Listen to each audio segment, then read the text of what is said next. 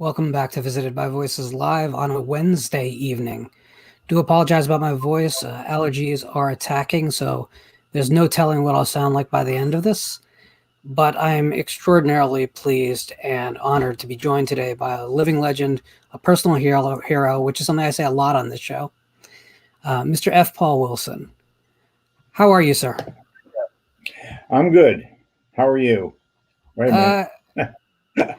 I just had you disappear, but now you're back. Okay. Oh, well, I disappear a lot. This happens. I'm okay besides the allergies.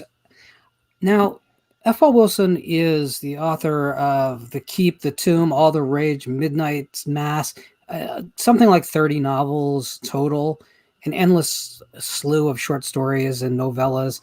You've been a fixture on the scene in literary fiction of all stripes, but particularly important to the horror genre for the last 50 years. How would you introduce yourself to an audience? In the unlikely case that someone's not familiar with your work, how would you introduce yourself to them? Oh, that's pretty much everybody I meet is not familiar with my work.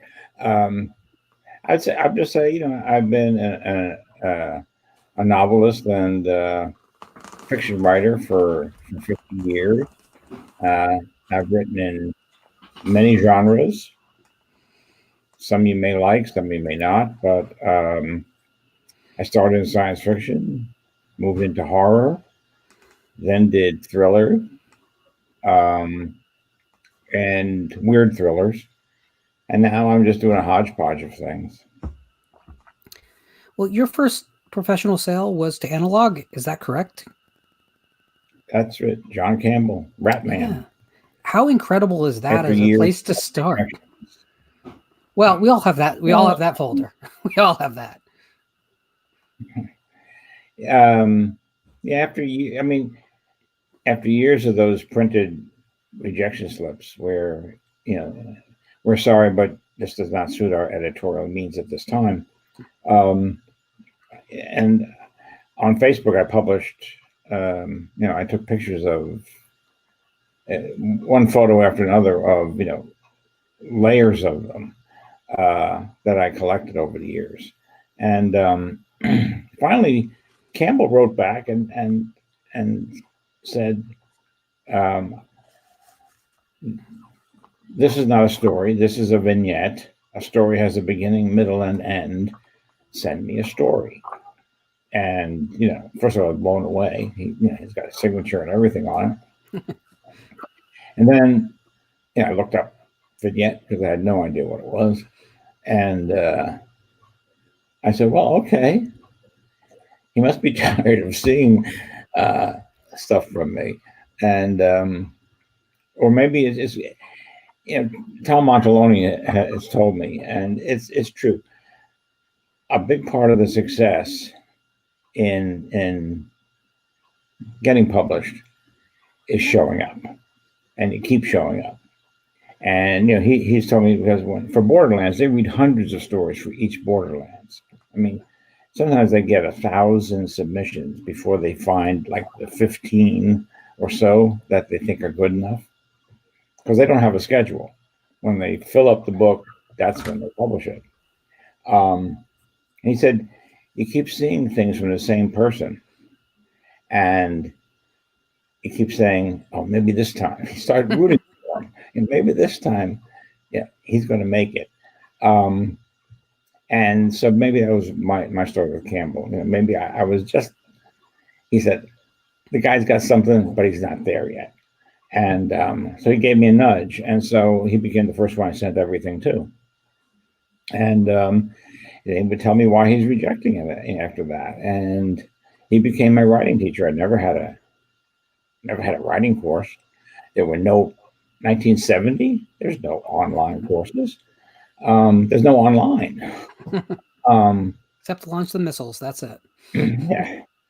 So then finally one day I get a check, $375 for Ratman, and no note.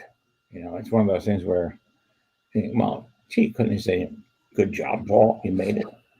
And But I realized then that, when he accepts a story, he sends the payment voucher through to accounting. Accounting makes out the check and sends it. So he had nothing to do with that envelope. But I just went back because it is the 50th anniversary of that sale. I went online to one of those inflation calculators, and $375 in 1970 was equivalent to $2,400 today. Which good luck getting that for a short story today, right? That was a nickel a word. That's and awesome. You're still getting paid a nickel a word for a lot of markets, if you're getting paid at all. But nowadays, $375 is $375. That's right.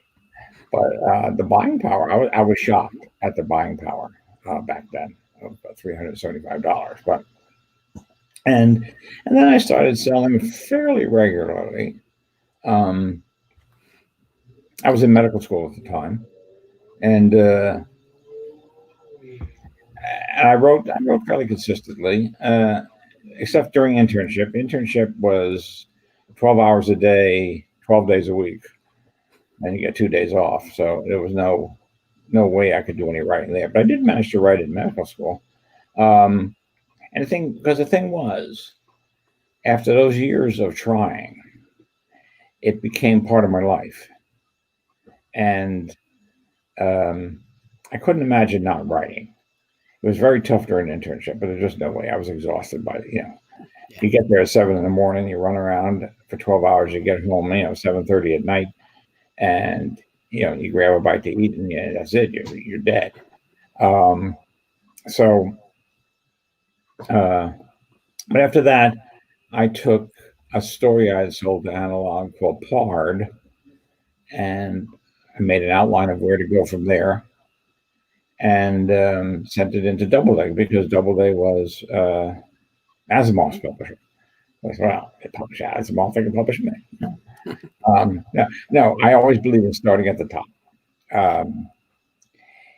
because if you start at the bottom and they accept you, you can't find out if you would have made a better market.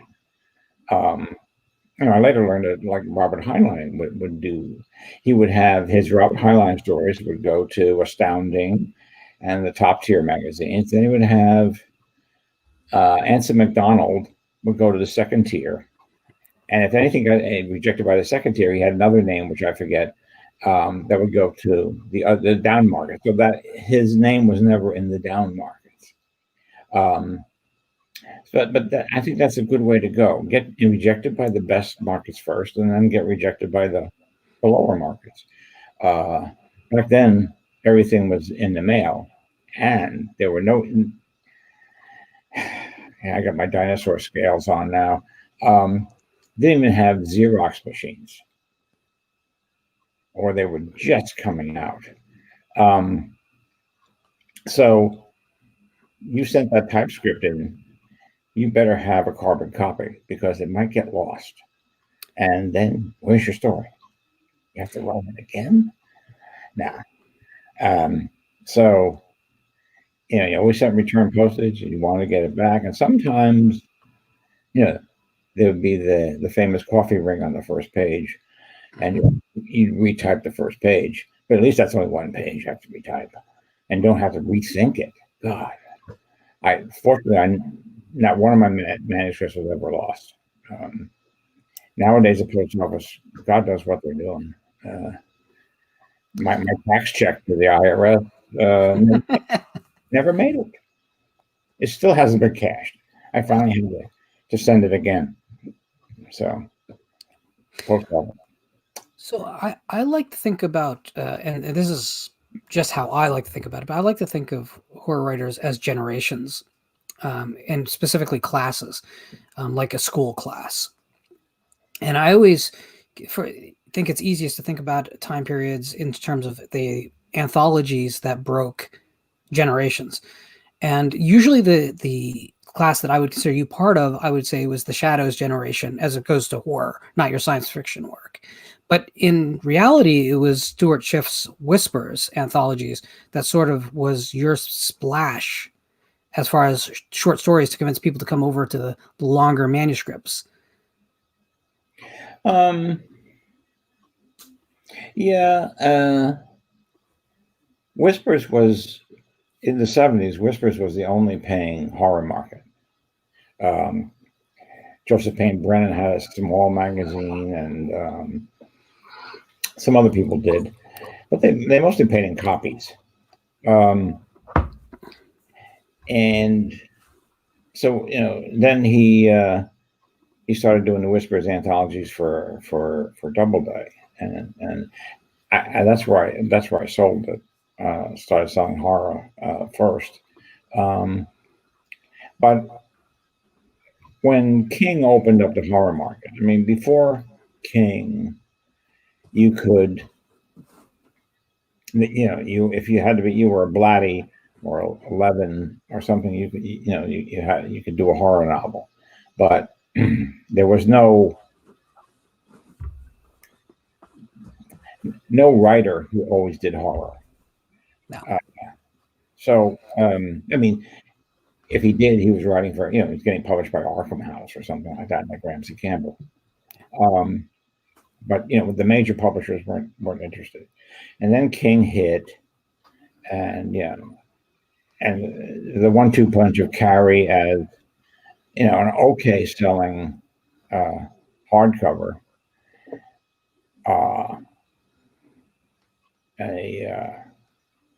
a pretty good selling paperback.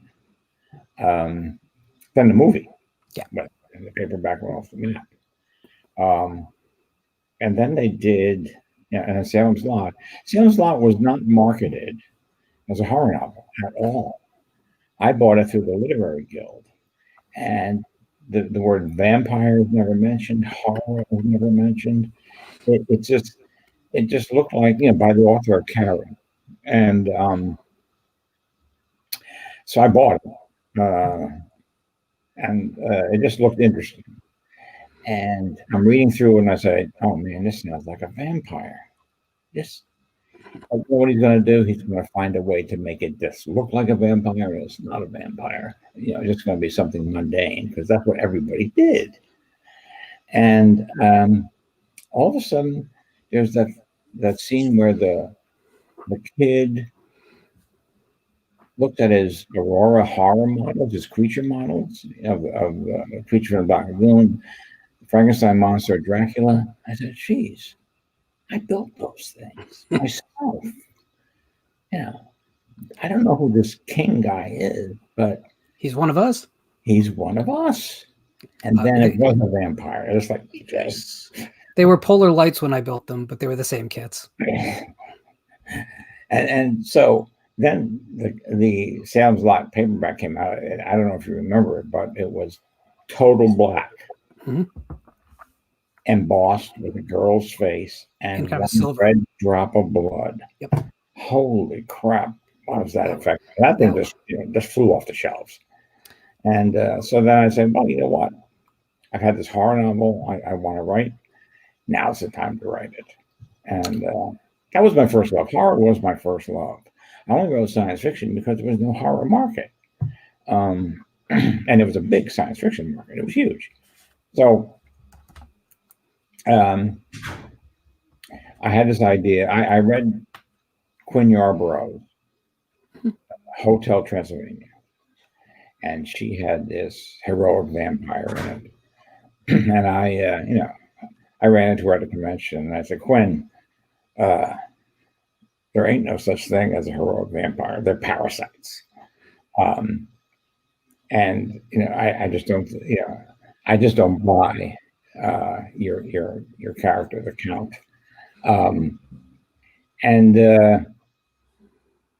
We had a little back and forth about it. And I went home and I was thinking, but it'd be interesting to write a novel where the vampire only pretended to be your friend. And and I got, oh, wait a minute, let's take another step. He's pretending to be a vampire. Why would he pretend to be a vampire? Because he's something worse.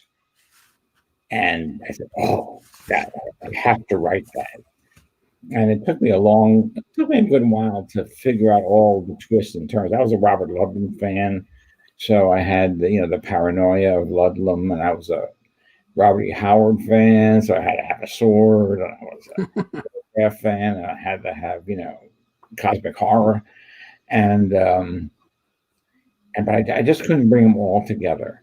I had this vision of this small castle with the walls studded with crosses, silver crosses that are just sticking out at you.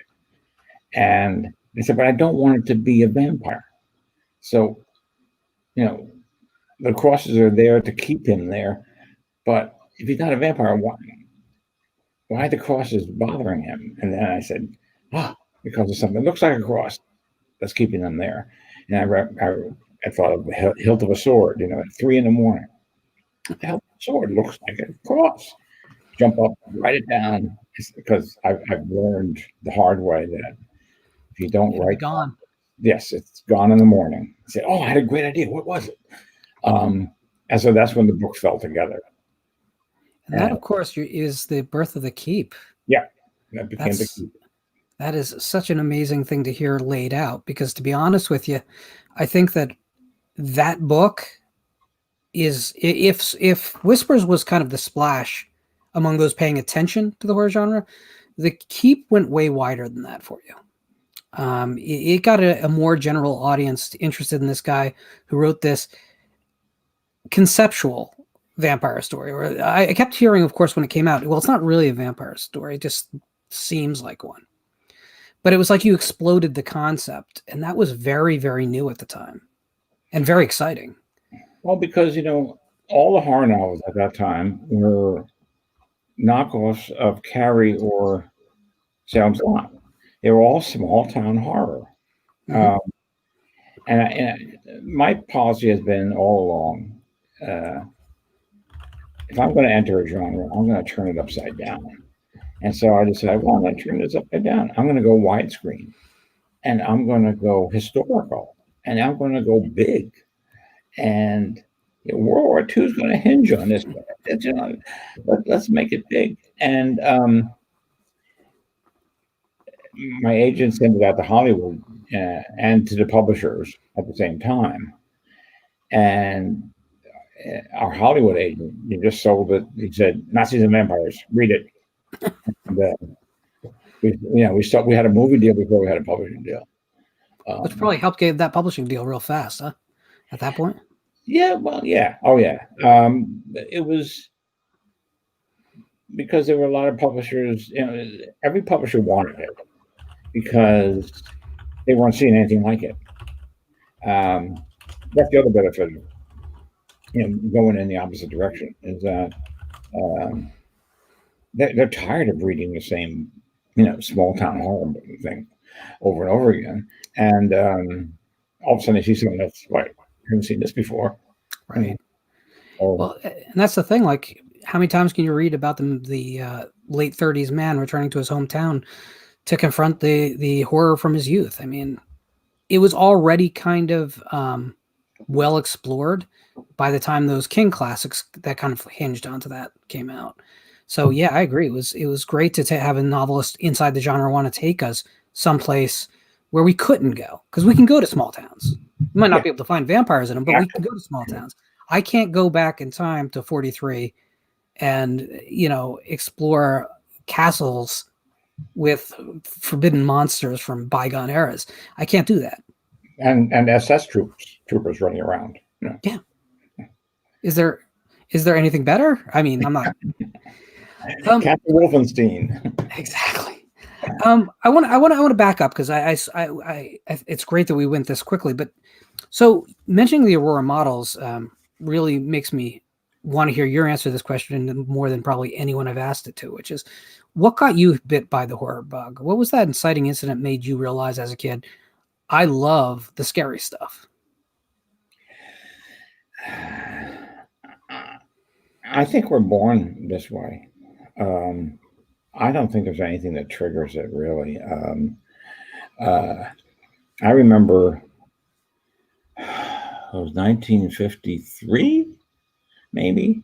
Life magazine going through the history of the world, and one issue after another. And they came to the age of the dinosaurs in one issue, and they had that huge mural. It's on display somewhere in Boston, I think. And I saw a Tyrannosaurus Rex for the first time I've ever seen a Tyrannosaurus Rex. I said, it had this glinty little red eye, and the teeth. And I said, oh, that is so cool. That really walked around on our planet. And, a brontosaurus, fine, all the kind of thing, but this thing was like, demonic.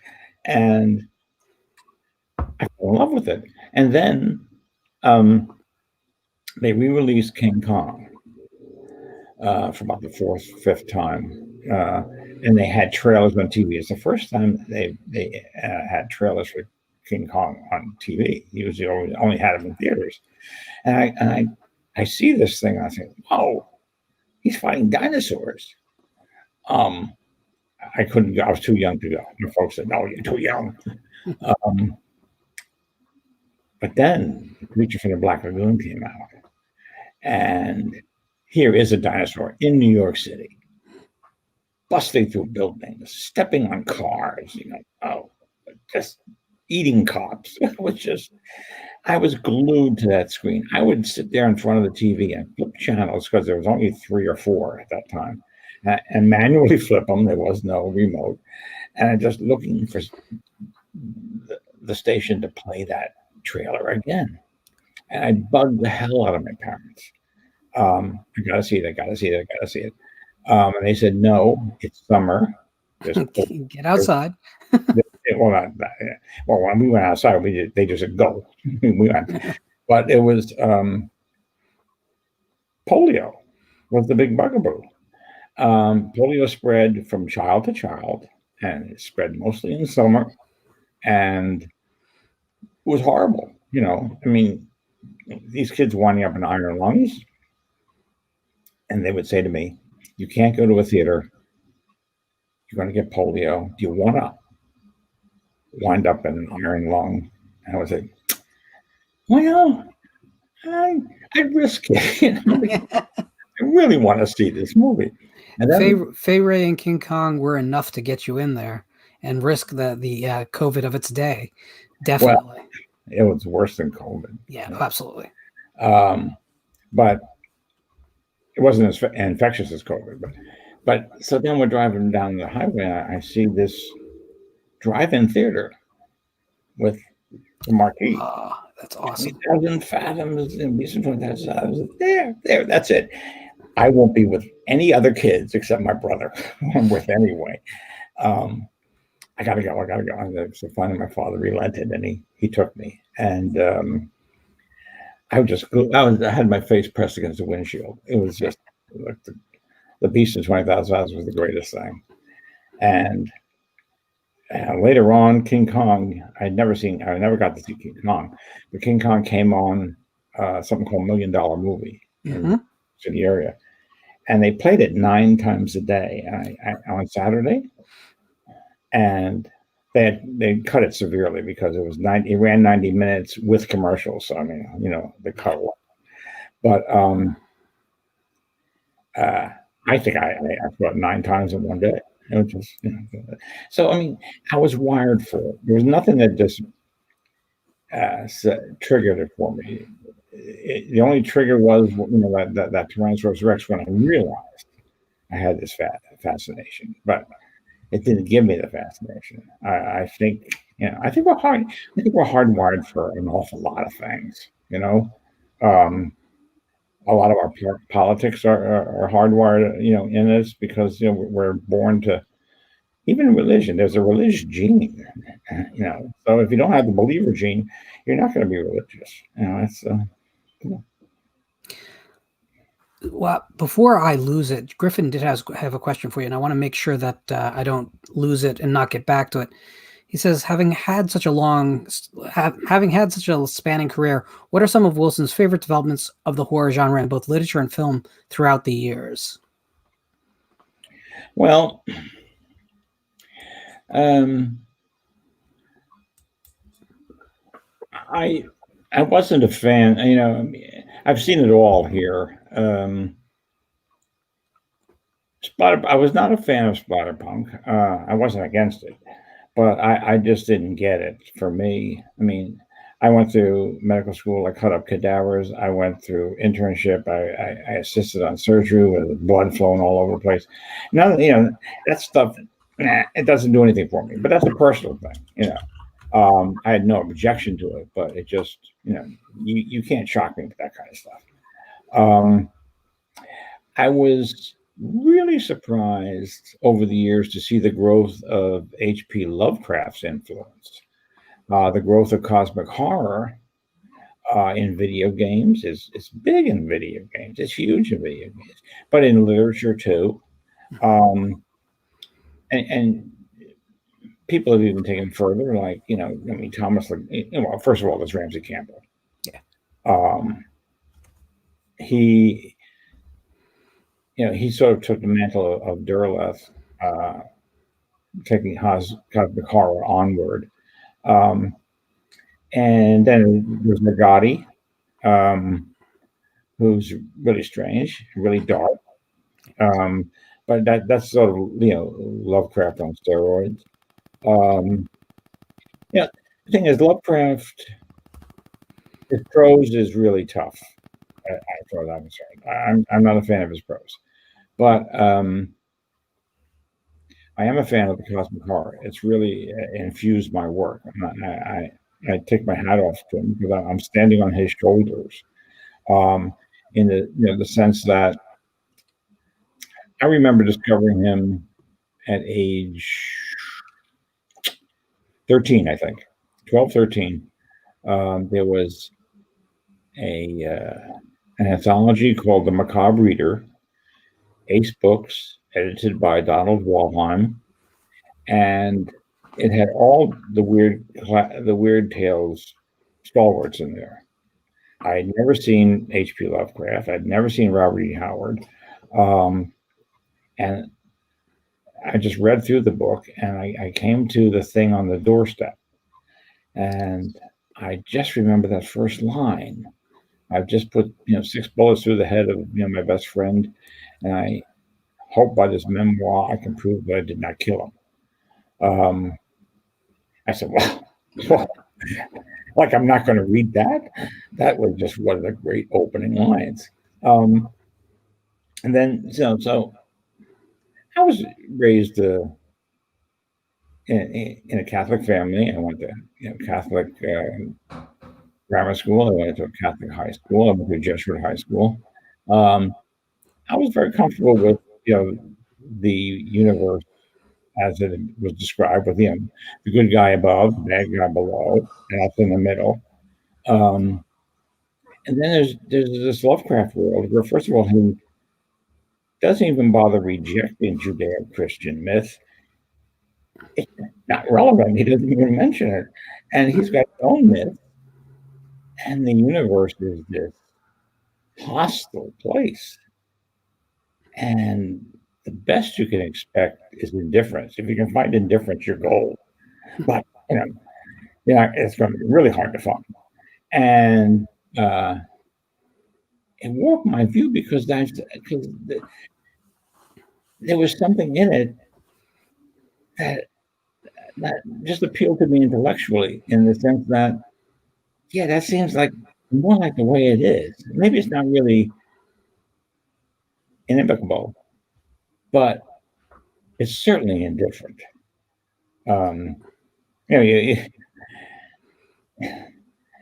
Black Lives Matter is the big catchword of the day, but as far as the universe is concerned, no Lives Matter. So that's where we are. In recent, in films, I still think, again, it's from my Catholic upbringing, I still think The Exorcist is one of the best horror novels ever, and one of the best horror movies ever. But I did love the way Carpenter took John Campbell's Who Goes There story, and he ignored the original thing from another world, and went back to the Bible, so to speak, Campbell, and mixed science fiction and horror in one of the most effective. I don't think it's rare that it has been so effectively mixed, except until Alien came along. But it's so. I mean, things developed wonderfully as far as I'm concerned. I'm not so crazy about the Blumhouse movies. They jump scares. Yeah, I'm with you. They don't do much for me. I was, obviously I watched a few of the Freddy movies and a few of the well, that was the Carbon, the Halloween movies. But they got old too. I mean, and the slasher films were just after you've seen 2 or 3, you've pretty much seen them all. But the ones that the violent thrillers, I love the ones where someone, they think they've got everything under control, and then there's a wild card in the deck. You're next. I just love that movie because that girl, nobody knew that she had a survivalist family, and she knows all these tricks and these booby traps, and she is very comfortable hacking your head off. And I just love that when it's bite or bit. There was a recent one. It wasn't as good as that. I forget about it. I forget what it's called. The Hunt, Ready or Not. The Hunt was great too. It was the same type of thing, but it was one in between them. Ready or Not. The bride that it's on the wedding. Yeah, Ready or Not. Yes, Ready or Not. Yep, yeah. I love it. In the same category. Yeah, I love all 3 of those films you just mentioned. Have you rolled the dice on Hereditary yet? What do you mean? Have you watched the movie Hereditary yet? Oh, I don't think so. I think it's going to be. I think you'll find yourself very pleasantly surprised for a modern horror film. Now wait. Oh, Hereditary. Okay. No, I didn't see it. The trailer didn't really attract me that much. You think it's good? They couldn't reveal much about what the movie was about in the trailer without harming the experience. So don't let that stop you. Yeah, I think that I think Hereditary is legitimately in the canon of horror film classics immediately. I think it's that strong. The cast is wonderful. The story is unpredictable and wild. And it does remind me very much of like a legitimate follow-up to Argento's Suspiria. Well, my queue is empty, so I'll stick it in there. Awesome. And that was my not very subtle way of transitioning. You, sir, have been adapted to film several times. But I'd like to start in an unexpected place that's not going to make you cringe quite yet. Masters of Horror the series adapted your short story Pelts into an episode that was directed by Dario Argento. Yes. So your work has been adapted by a modern master. How did you feel about that work? And what was that a best possible scenario or? Well, for those of you who haven't read Pelts, it is my goriest story ever. And then Matt Vaney called me up and said, I'd like to pitch it, do an adaptation and pitch it to Masters of Horror. What they did was the guy would write a treatment, and there would be 12 directors or whatever, 10 directors, 10 masters, and they would choose from among, say, 40 treatments. And so Matt did the treatment. Dario picked it. They had some conferences. Dario sexed it up and gored it up. But he stayed pretty much on target with the heart of the story. So, it's not something I show to my granddaughters. It's, I really don't, I can't complain. I went up to the when they were shooting on location in Vancouver, and they had a farm that they were doing it on, and we'd stay in Vancouver, and then they'd have people drive us back and forth to the farm. And sometimes I'd drive with Meatloaf, sometimes I'd drive with Dario. And I think, Dario speaks English better than he lets on, I think. He had an interpreter with him. And so, but the thing is, when I was riding with Dario, I would I'd try to say, there's one thing here, Dario, I'd like to go into, and that is one of my motifs in the story was that nobody who tried to profit from the pelts survived. Or nobody got what they wanted. And basically, Meatloaf's character, Jake, he wanted to have, in the screenplay, not in my story, in the screenplay, he wanted to have anal sex with the stripper. And he did. He wound up having that. And, I read the screenplay and I said, Dario, he gets what he wants. And, that, nobody else does. And he said, no, that's the way it is. That's the way it is. I think he wanted to have anal sex with the stripper. But the thing was,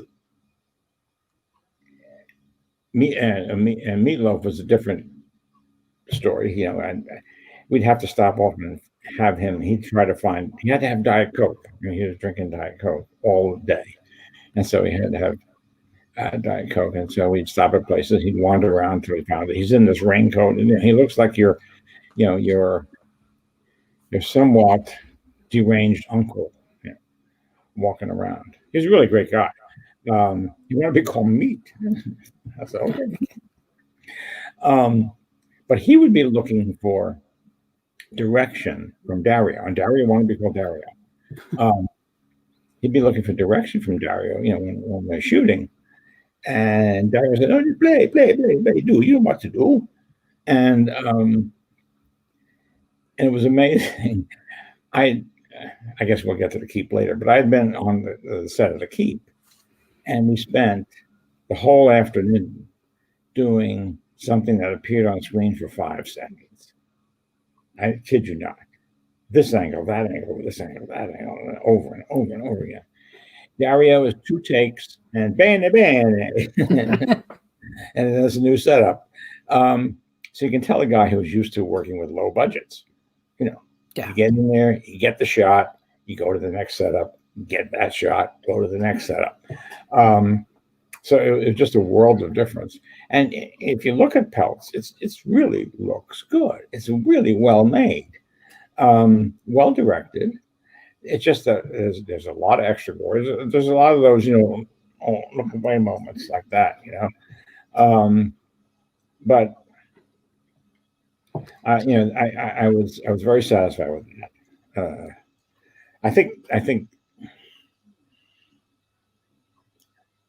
I've only had one of my scripts produced and get on the screen. That was Glim Glim for Monsters, and that was another interesting experience because you had 22 minutes. You had 4 characters, no more, no 5 characters. 2 sets, not 2.5. 2 sets, and this was a 22-minute screenplay.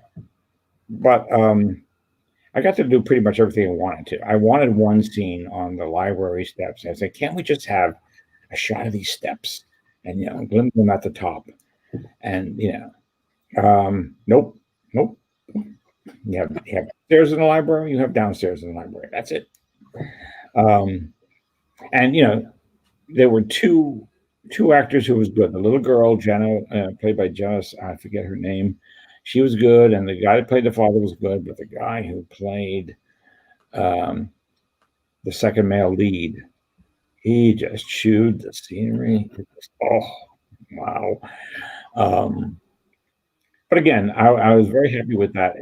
That was one of the strangest things because after the keep, where I got no say, the director would call me up and ask me, he says, "I'd like to change this line a little." Yeah, do it. That's an amazing amount of consideration. Yeah, I think yours sounds better. Okay, because I learned that. I learned that with one of the things Matt Costello and I, we scripted Faster Than Light newsfeed. I guess I could say that script that got on on TV too, on the screen too, for the Sci-Fi Channel. We were the first programming. It was an original program that was ever on the Sci-Fi Channel, and we would write these scripts, and 13 weeks worth of scripts. We'd go in with the production company, and we would be there for the shoots. Mostly green screen, and they did a great job. Very little budget, but they did a great job. But the thing is, you try to time out because you have 1 minute. You have a 5-second bumper in and a 5-second bumper out, so you got 50 seconds to tell your story and get out. And at times, that we'd be sitting there, and the producer would come up, or the director, or she was actually both, Vita, and she would come over and say, "This is running along. They can't get all this in, say all this." And so it was like going on Twitter in the early days when we only had, what was it, 140? I said, "Can you cut it down?" And it was just amazing. We could cut it down. I mean, and say exactly the same thing in fewer words. It was a great writing exercise, and you really learn economy that way. Which you wouldn't in a novel. You just ramble on. So we would be able to cut it down and just be just as good. So that was a great learning experience too. We were doing 4 hours and 20 minutes of script a year. It was a great experience. So before we attack the keep briefly, I want to talk a little bit about the film made from Midnight Mass. Clearly not the most literal adaptation possible. It was made basically for the emerging direct-to-video and direct-to-cable market, and it has all the earmarks of it. But at that time, it must have helped at least somewhat on a profile for people who don't read to be aware of your work. I don't know. I don't know how many people saw it. It was made for $500,000.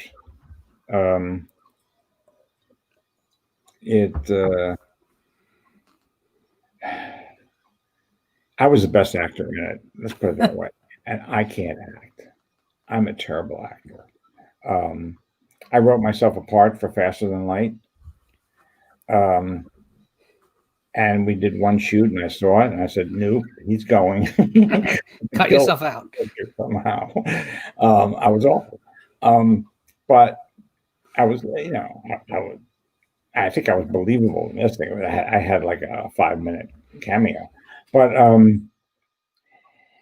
it's the guy who played the bad priest, the evil priest, Father Palmieri. He was terrible. He was just absolutely terrible. If he had just 100,000 more, I think he could have gotten better talent. But anyway, the trouble was, it was a novella. It had been out for years. Nobody was interested, and so he adapted the novella. I did a draft of the screenplay. He rewrote it, which is fine. He's directing it. Tony Mandiel, good guy. but that got me interested in the story again. So I went and expanded it and carried it on into a novel. And once the novel came out, all sorts of producers want to, say, "Oh, we want to do this. We want to make this." I said, "Well, it's already done, and part of it's been made already. The first half of it's been made. So, we'll get back to you." Which you never did, of course. So it did ruin chances. But I wouldn't have written a novel probably if I hadn't, gotten back involved in the story again like that. So. All right, so The Keep. This is probably one of the most contentious parts of your career. It's a beautiful looking movie in many instances. Oh, absolutely. I think that's fair to say. Oh yeah. I think it's fair to say that it looks like a bunch of shampoo commercials, with all the slow motion. Oh, and it's soft lenses and yeah. Now the problem partially is no one has ever really seen the full real version of the film, and certainly the cut down version is the only one that's really been available. Had you ever seen what was intended? No, I think only Gene Kirkwood and Howard Koch Jr. saw that. They were the producers, but Michael Mann came to him. He wanted more money for effects. Wally Beavers died just as he was about to start work on the effects. And they said, "No, you've already gone over budget. And you're handing in a 3-hour cut, which is just not commercially feasible for this kind of movie." No. And so I guess they went back and forth, and I think the studio did the final cut,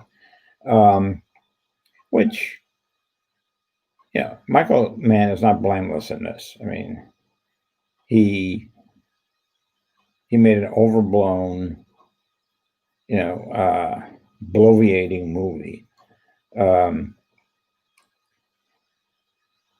And this wasn't in the script. I read the script. The script was like, if it was 2 hours, it was a lot.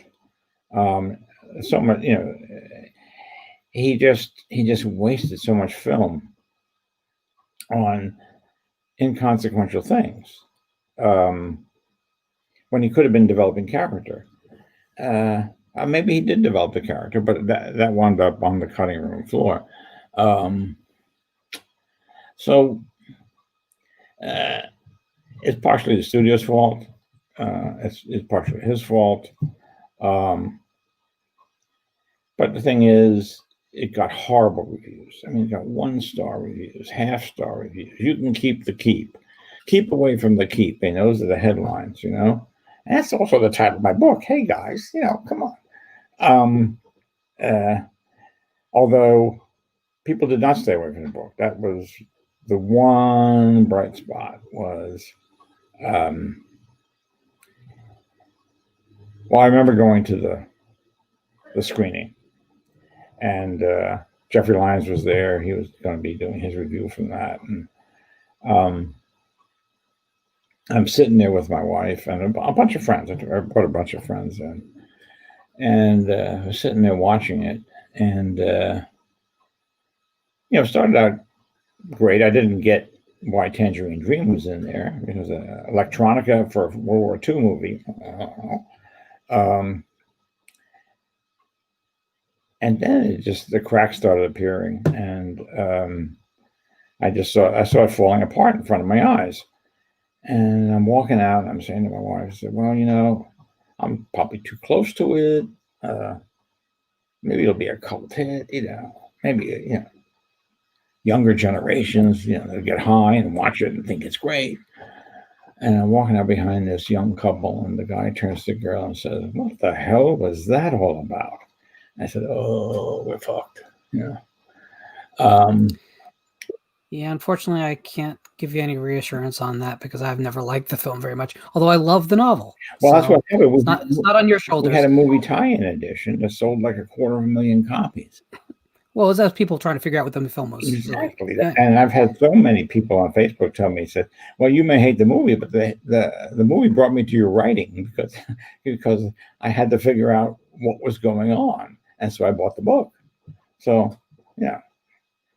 I probably sold a zillion books because of a bad movie, but I would have sold more if it had been a good movie. But well, maybe it lasted in release for 2 whole weeks. Yeah, I lost a fortune. I mean, in those days, So I find it remarkable, and I think you will too, that we've gone 52 minutes into an interview or a conversation. I told you this was going to fly by, but the other thing is, in this time, we have not mentioned the name Repairman Jack. Yeah. So let's do it. Let's talk about the adversary. Let's talk about Repairman Jack. You actually didn't set out to write a continuing story with continuing characters. After the tomb, it takes you quite a while to return to Jack. 14 years. Damn. So was that something you resigned yourself to, or did it feel natural? Or no, the publisher immediately wanted another Repairman Jack novel. And I said, no, I've got the touch written in my head, and Black Wind is marinating. I do not want to get stuck with a series because I don't feel like I want to write about the same character again and again and again. And so 14 years later, I'm at the end of a 3-book contract for medical thrillers. And I come up with this high-tech idea for a high-tech thriller. And I need a protagonist, and Jack would be perfect.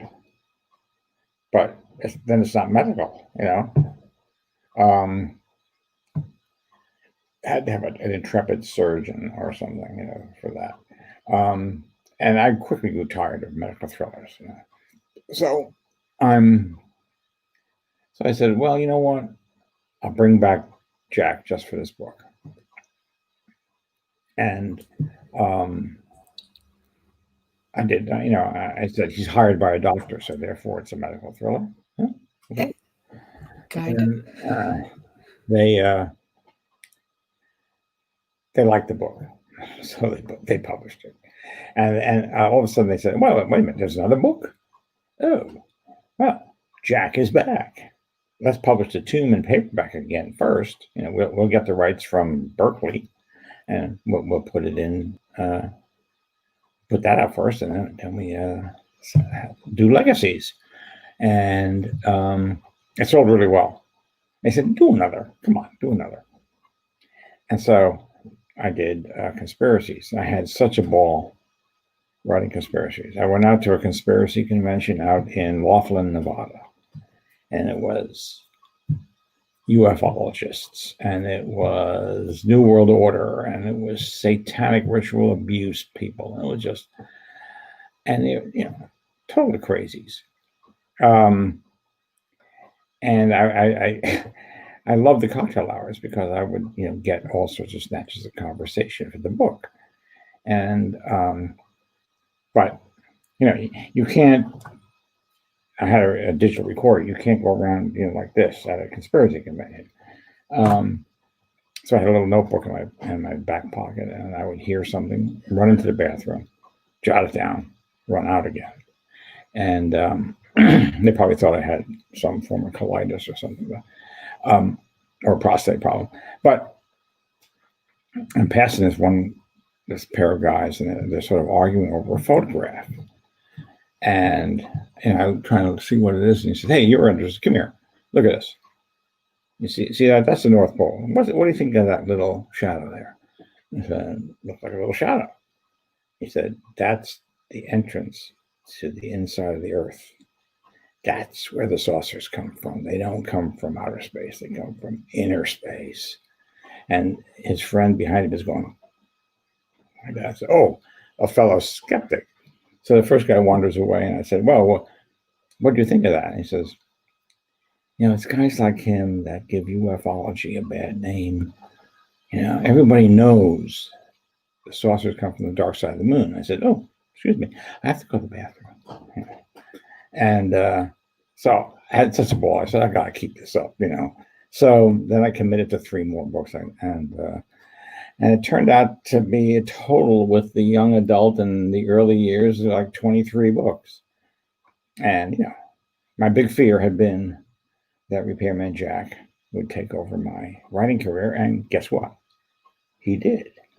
And I just wrote another one last year. But I probably won't write anymore. I just don't think I want to beat that anymore. Got other ideas I want to write about. But still in that same world, I've developed a secret history that's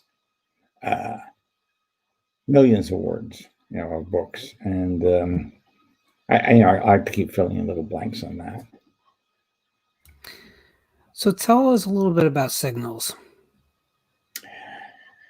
Signals was a part of the adversary cycle. It takes place the week before Night World starts. And it started off as a horror story, just a simple horror story about, well, here's how it started. I was at Marcon. I was a guest at Marcon, which is a Columbus, Ohio convention. And I wound up on this panel where this woman was talking about writing prompts. And I'm sitting there, why am I here? I've never used a writing prompt in my life. I've got more things to write about than I have time for. But she said, pick one of these things. And I picked out this little painting by this guy.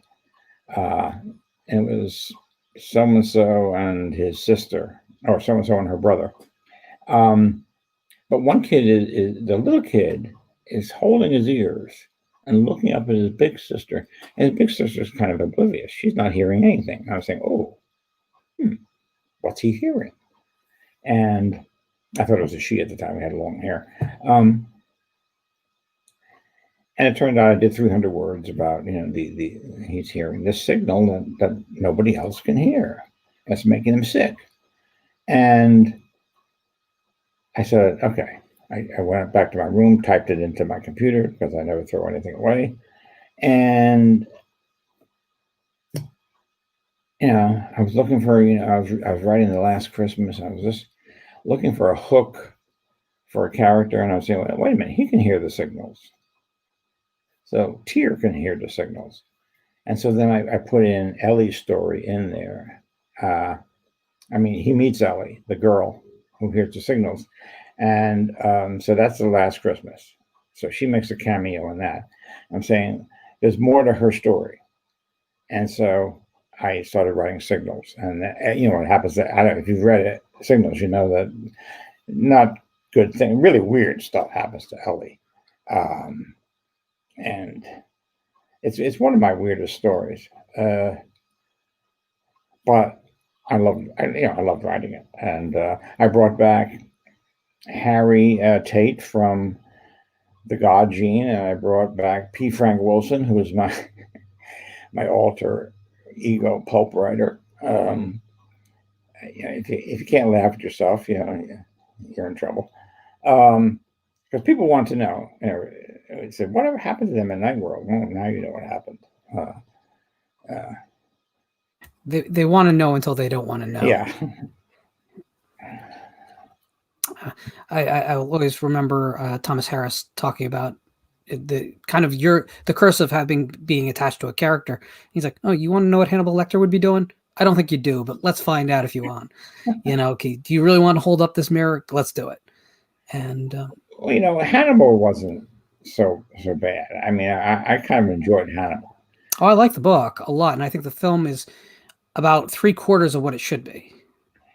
But Hannibal Rising was terrible. I would agree.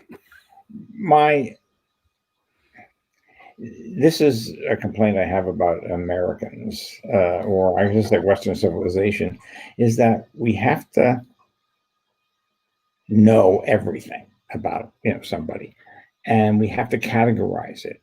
And he's the victim of childhood abuse. He had terrible traumatic things in his childhood. Hannibal's evil in Red Dragon and Silence of the Lambs, and even in Hannibal, had this pristine quality. It was just there. That's who he was. And he was born that way. like Lady Gaga says, born that way. Yeah, he's born that way. And to go and sing all that stuff about his sister and all, like, yeah, come on. Yeah, they took a paragraph of dialogue. He took a paragraph of dialogue and turned it into a book. It just. But I agree with you. I mean, there's nothing more terrifying than someone's being evil because they decided to be evil. They just gave in to those urges, and that's it. Going to any deeper in psychology, it's almost clinical. Then it's not as scary. Well, but they also have those urges. I mean, do you ever have an urge to be a bully and bully a weak, beat on or make a weaker person miserable? I mean, I don't understand it. I've never had that impulse. So it's not a matter of giving in to the impulse. I've never had it. I've never had an impulse to cut somebody up and saute their liver. I don't.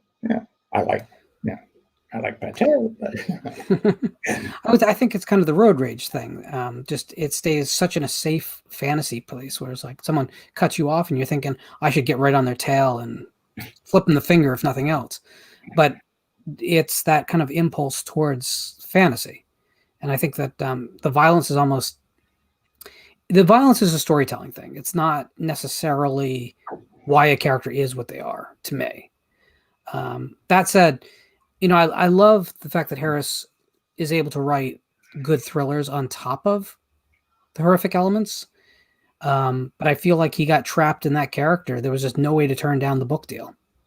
I mean, the amount of money they're offering him had to been ridiculous. Yeah. So, yeah.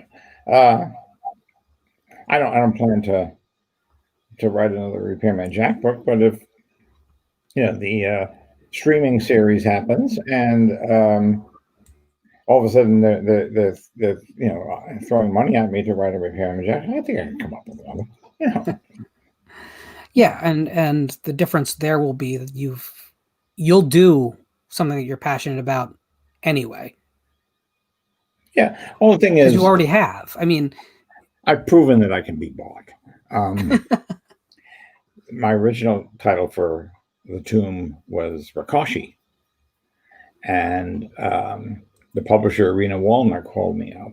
This is the publisher; they don't ever call authors, but she called me up and said,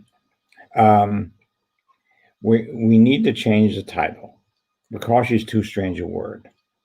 I said, "Well, Shibumi is now number 3 on the Times bestseller list." And she said, "Yeah, but that's by Trevanian, and you're not Trevanian." I said, "Okay, yeah, all right. I haven't written the Iger sanction." So she said, "We want something like The Keep. We want the noun. And we're thinking of The Tomb." I said, "Well, there's no tomb in the book." She said, "Doesn't matter. No one will care." And I said, "I'll care." And they said, "Well, the sales department says we can probably ship an extra 250,000 copies if we name it The Tomb." I said, "That sounds pretty good. I'm starting to like The Tomb." So there we go. I gave in. I said, "Let's name it The Tomb." And you know what? Very few people complained. Every once in a while I'd run into people at the convention. "Where's the tomb in that?" And I said, "Oh, it's the boat. The boat is a figurative tomb, not freighter."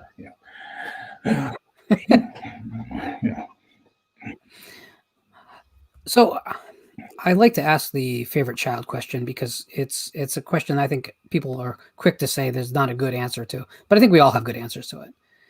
Of all your work, if you had to just pick one piece to represent yourself for the ages, what would you choose to be in that place? Through the ages? Absolutely. 100 years after both of us are gone, a kid in Nebraska is picking up a battered old paperback. What's the title on it?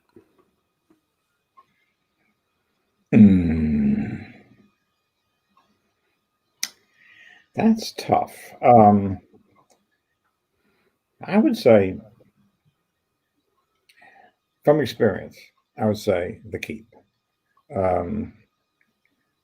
It's not my favorite book, but my most accessible book is The Touch, but probably wouldn't appeal to a kid that much. To keep, I've had, housewives, World War II vets, you name everything in between have been fans of that book, and they passed it on. They bought extra copies and passed it on. So it's not. I don't think it's my most accessible, but it's the kind of book that still there aren't many like it. It's been imitated a lot, but still, I there's still good and evil are clearly defined. There's levels of evil. There's a crisis of faith. There's the miracle cure, which is a leitmotif of my fiction. And there's a cosmic element that,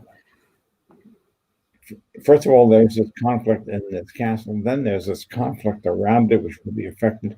And then there's the cosmos, which is also involved. So all in this little pocket castle, all this is going on, and nobody outside knows about it. I think those are the type of things that people respond to, even subconsciously, not necessarily consciously, but subconsciously. And I think that's a damn good place to start. I would also say that All the Rage would be the other one of my books of your books that I suggest that people would gravitate towards, just because it has such forward momentum. I mean, yes. When he thinks he's Dr. Moreau or somebody. Oh my God! Yeah, in the island of Dr. Moreau, he thinks, But those were the two titles I had listed in my notes as the ones I would suggest to you. So it's good that we at least agree on one in soft and one hard. That's good. Okay. Thank you so much for coming on, Paul. I mean, I set it up front, but the truth is, I enjoy bringing people from the genre out to people who might not have access to them. And outside the normal just writing convention circle, I don't think that you get access to readers quite as much as any of us. We all have this problem. How do we talk to the people out there? And having someone like you, and particularly you on the show, means a lot to me, because you go back to those yard sales where there was those books on blankets on the front yard for 50 cents a pop. That's where all the books that I read growing up came from. And the Keep came from exactly that scenario. And I always thought, and since I've always had this idea that books should move. I mean, I do have a bookshelf over here of some of my favorite books. Most books I pass along. I think there's something important there. It's something that I think is just important for the culture, even if it's a subculture, that we keep. If you love something and it's a paperback and it's beaten up, move it on to the next guy who will love it. And I got to do that many times over the years with your books. And that's the highest, to me, that's the highest honor I can pay you, is that I've always loved your work enough to pass it along. And I would like to see a day when people get back into reading like they did in decades gone by. I'd like to see us all be able to really center the culture around new ideas and great storytelling. That's part of why I do this, but I want to just thank you wholeheartedly for coming on board and for giving me the desire to write, because you're one of those guys. It's you. Yes, it's King. It's definitely Charles L. Grant, but you guys made such an impression over me. When people talk about their favorite TV shows when they were a kid, I don't. I talk about those yard sale blankets full of books. That's kind of where my heart is always going to be at. So I want to thank you for that. Well, my pleasure. Absolutely. How can people stay in touch with everything you've got going, and where's the best place to pick up that copy of any of your work? But Signals is, the new hot, right? Yeah, I mean, they're all on Amazon and Barnes and Noble and Apple Books, whatever. I spend a lot of time on Facebook and Twitter. Also, all the latest information in my newsletter comes out. You can subscribe to that every month, the first of every month. That you can subscribe to on the website, repairmanjack.com. Yeah. It's Facebook. I'm the real, at real F. Paul Wilson. I had a personal page which reaches limit in friends, so I had to switch to author page. And Twitter at F. Paul Wilson.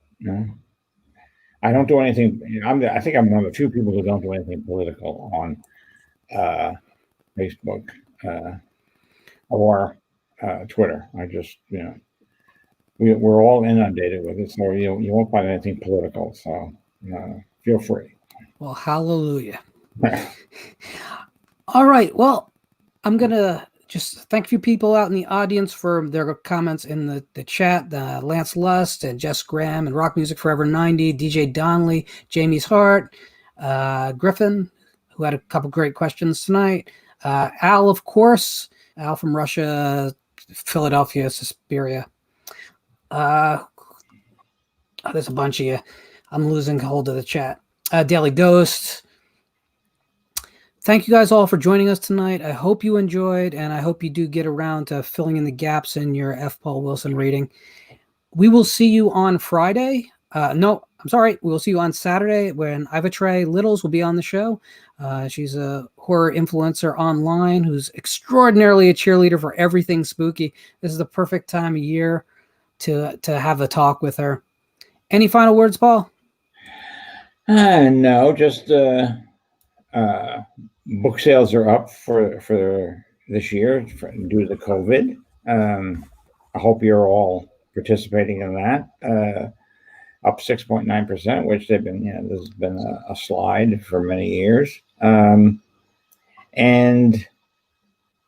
yeah, I mean, books are the way to go as far as movies give you the images and you don't have to make them up. In books, you create the reality of what you're reading.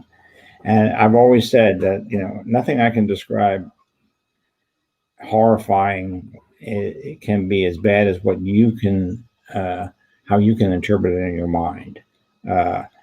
Less is more as far as that goes. I do less, that makes you do more, and you will fill in the blanks with what scares you. Sage words. Thanks, everyone. We'll see you soon.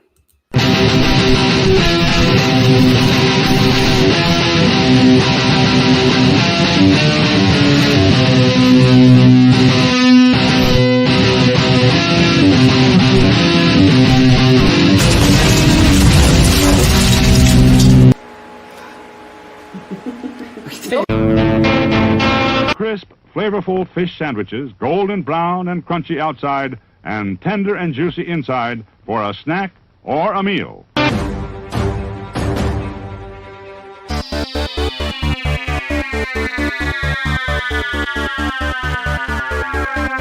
Hey, somebody's crazy. Papa goes the weasel. Everybody knows the weasel blows. We have lots of pretty pickles waiting for you at the refreshment center. They're plump, tender, mouth-watering. Wouldn't one taste good right now?